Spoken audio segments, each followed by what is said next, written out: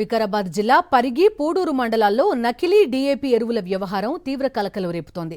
పూడూరు మండలం మంచన్పల్లితో పాటు పరిగి మండలంలోని చిగురాల్పల్లి, బసిరెడ్డిపల్లి, లక్నాపూర్ గ్రామాల్లో వందల మంది అమాయక రైతులు ఈ నకిలీ ఎరువుల బారిన పడి తీవ్రంగా మోసపోయారు.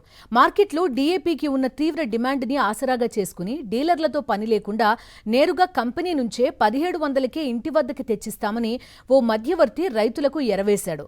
ఎంఆర్పీ 1350 రూపాయలుంటే బయట డీలర్లు 1800కు పైగా అమ్ముతున్నారని భావించిన రైతులు సదరు మధ్యవర్తిని నమ్మి వందలాది సంచులు కొనుగోలు చేశారు.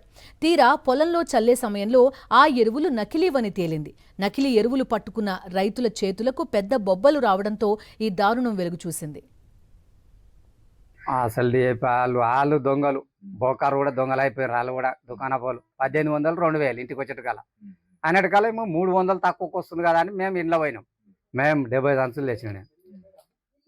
ఇక వేరే వాళ్ళు తెచ్చారు కానీ ఇక మాకైతే 70 సంచులు. డిఏపి బూడిది లేకనే మొత్తం తెల్లగా సున్నం లేక ఇక వేస్తే చేతులు బొక్కిపోతున్నాయి, పొక్కలు పడుతున్నాయి, వాసన వేర్పాటే. అది మొత్తం ఇక నకిలీ కాదు, మొత్తం ఊళ్ళో దగ్గర 300-400 సంచులు ఉంటాయి. సర్పంచ్ కూడా కొన్నాడు, ఆయన 45 సంచులు కొన్నాడు. వ్యాపారం దొంగ వ్యాపారి ఒకడు మసాలా తెచ్చి అమ్ముకొని రైతులను మోసం చేసిండు. ఆ మోసం చేసి మాకు అది చేసిండు.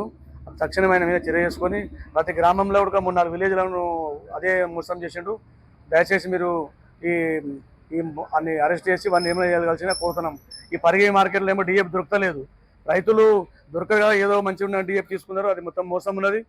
లేబుల్ చూస్తేనేమో మంచిగా ఉన్నది, డిఎఫ్ సంచి ఏమో సేమ్ డిఎఫ్ ఉంది, లోపల మొత్తం డూప్లికేట్ డిఎఫ్ పెట్టి మన్ను అన్ని మశానకాలు అంతా ఉంటుంది. చెట్లకి వేస్తే చెట్లు అరుగుతలేవు, మనిషి చేతులకు అన్ని బొక్కలు పడ్డాయని కూలి వాళ్ళకు రైతులకు అందరికీ దయచేసి మీరు చర్య చేసుకోవాల్సి కోరుతున్నాము.